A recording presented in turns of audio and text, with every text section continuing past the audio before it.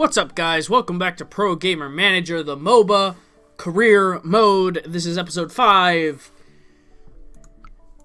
And it's an omen. Is it an omen, guys? 666 fans? Oh boy. Does that mean it's all gonna go downhill from this point on?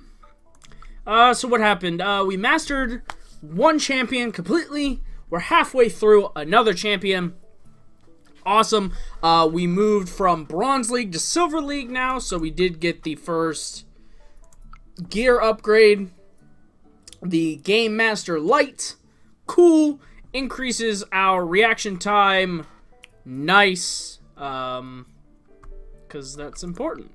So we'll just keep on going here. I did talk about it in the last two parts. In the last two parts about how this series has kind of gone a lot faster, I feel like, than all of the other series. And I'm not sure if that's just because we're better at it now. Like, we've kind of learned what to do in the career mode. Like, the FPS career mode, I felt like I sat in Bronze League forever. Like, I sat in Bronze League for like 10 episodes, and we hit Silver League in 4. So, I feel like maybe we're just used to, like, the grind now, and we're just like, boom, boom, boom, boom, boom, knocking out game after game after game. I'm not really sure. You know, I'd really just have to look back and watch the previous series to find out what I did that was apparently slower. Unless it's all in my head right now, and this is the pace we were doing it before, and I'm just thinking it's going faster? I don't actually know. But I definitely feel like a lot of the earlier part of the series, of the last series, was... I don't feel like we got as much accomplished. I feel like we lost a lot, and the system for ranking and stuff like that, I don't think was in initially when we started the series. I think that came in later. Which, you know, makes sense because when we did that series, that was during kind of the time when things were more... The game was still being updated pretty regularly, like on a week to week and a half basis. Which was awesome. I loved that, and I really wish that they would just come and just love on their game a little bit more. Wow, our top lane was a monster. He had first blood and all 3 first towers. But we're eating up that farm game. We're eating up that farm game. So, yeah, it's kind of like, I'm not really sure what to do in that situation, if that makes sense. Like, I feel like there's nothing I can do, right? Nothing I can do but keep making videos that you guys are going to enjoy and hope that the developers go, hey, there's people enjoying our game. They love it. They want to see more, and we're going to give them more. That's the only thing I can hope for in that situation. We're gonna do a tournament here. We're going for a silver tournament. Is just keep making content because I like to do it, because you guys like to see it, and maybe they'll recognize that and go, hey, there are people out there who really like what we did, and just because there were a handful of people who didn't like it doesn't mean that we should completely stop updating the game and making the game better, because I've said it so many times, and I'll just say one word, and I'll say it has potential. So much potential. Like, an enormous amount of potential that games just don't have these days, I feel like. You know, this is one of those things that you find out with indie games, right? If you've ever played indie games and you ever gone on Steam and just decided, hey, I'm gonna support this indie game and see what it's like, a lot of them are really bad. They're really bad, right?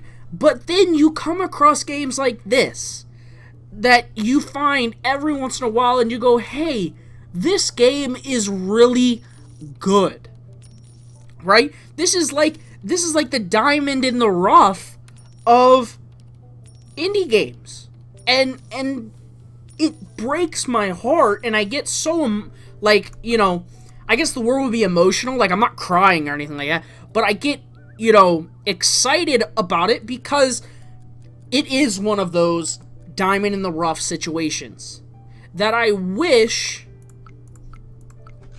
would continue to be, you know, updated and get the love it deserves. Because, whoops, oh god, guys, water caps going everywhere. But, you know, we'll sum it up. You know, it's upsetting sometimes that the game doesn't get the love it deserves, but I'm gonna keep on keeping on. Like I had said before, this likely will be the final series for Pro Gamer Manager, maybe ever. You know, when I first set out for Pro Gamer Manager videos, I never in my wildest dreams expected that the channel would grow to the size it is, right? And we're not talking 1 million subscribers, right? I got 440 something, right? But still, you know, we went from back in February when we first started this, we started from about 60 subscribers and now we're at 440. I haven't done anything insane. I've just sat down, enjoyed a game, and enjoyed doing it for you guys. And I'm just so happy with the way it's gone. And I can't wait to make more videos and get more stuff out there and help, you know, open it up to a bigger audience because it's awesome. And I'm just, you know, I'm happy that you guys have decided to stick with me, and I love all the comments in the comment section, you know, support and you know, suggestions and comments. I love it because it tells me that people are actually enjoying what I'm doing. And, you know, I may not always respond to every single comment, but don't ever think that I don't read every single comment, because I do. I read them all, the good ones, you know, the bad ones every once in a while, you know, all the suggestions. I read them and I take them into account, and I use it in what I'm doing in future episodes, you know, whether it be game suggestions, you know, all those people that suggested games, I've got a lot of them planned for series for the future. So in the pay your bills, no problem. For right now, you know, this likely will be the last series for Pro Gamer Manager, which is kind of sad because when we set out at the start, the goal was to do all 4 aspects. All right. Initially, there weren't 4. Wait, yeah, there were. Okay, never mind. I'm thinking way back in the day of Pro Gamer Manager. When we started in February, there were 4 aspects. There were manager mode and career mode, and there were 2 games for each, right? There was the FPS manager and the FPS career, and then MOBA career and MOBA manager, right? So we've done 3 out of the 4 of them. And all that's left is the one we're on right now, which is the MOBA career mode, which I think I've gotten a lot better at just knowing most of the things with this game, but still, if you guys know this game at all, you know that there's a lot of things in this game that you can't just get good at because they are so random so often. Like, there's just no explanation. Like, things like the international tournaments for manager mode. There's no explanation for how wins and losses are determined. It's just whatever it feels like doing on that day. So with that in mind, you know, you could only get so good at like a simulation, like a tycoon style game, just because, you know, a lot of it is RNG, right? And a lot of, you know, professional gaming is RNG. You know, did you get lucky in one game? But there's also a lot of skill, right? Obviously, I do not personally, and I've said this before, know a ton about FPSs or MOBAs, so I won't speak on them as examples because I don't know a lot about them. So I don't feel that me speaking about them would be right. But StarCraft, I do know quite a bit about. I've been in the scene of StarCraft for, 4 years now, 4 and some change, almost 5 years now. I've been in the StarCraft scene, as, you know, caster, producer, content creator, manager on many different levels, whether it be, you know, player, manager, captain, style position, or, you know, an actual division manager, or even owner of a team. I've done that too, right? And you learn along the way. And for StarCraft, for example, there's a lot of things like build orders. You could get lucky with a build order. It could be like, hey, I went for a fast expand. This guy played a little bit more safe. Bam! I got a little bit of a lead, right? Or, you know, this guy played really greedy. I'm playing really aggressive. Bam! I have a lead in that situation. I can do damage. That's very straightforward, right? Now, with other games like CSGO, or League, or Dota, or Heroes of the Storm, or Call of Duty, or any of those games, I don't know a lot about them. I don't know a lot about the meta. I don't know a lot about how styles and strategies come about. So I can't really tell you the RNG factors into it because I don't think it has as many, right? I don't think it has as many because I think for a lot of those things, a lot of it is more skill-based in the sense that when you're shooting in Call of Duty or CSGO, everybody's got, right? So there's, for Call of Duty, for example, there's guns that are better than others, right? Everybody knows that. But most of the time that I've seen, at least, most teams use about the same guns, right?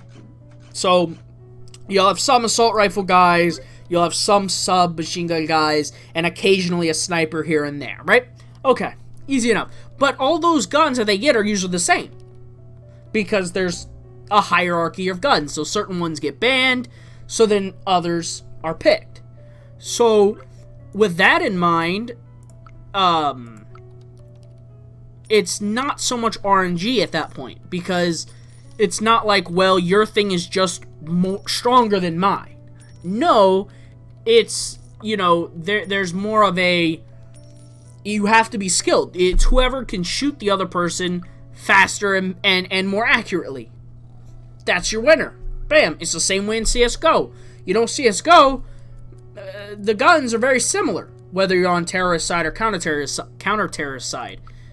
So, you know, a lot of the times it comes down to who's a better shot, who's more accurate, who's, you know, better at shooting altogether and positioning, and who's a better team, right? Teamwork is big in every game that you're going to play, minus StarCraft, because StarCraft is 1v1, right?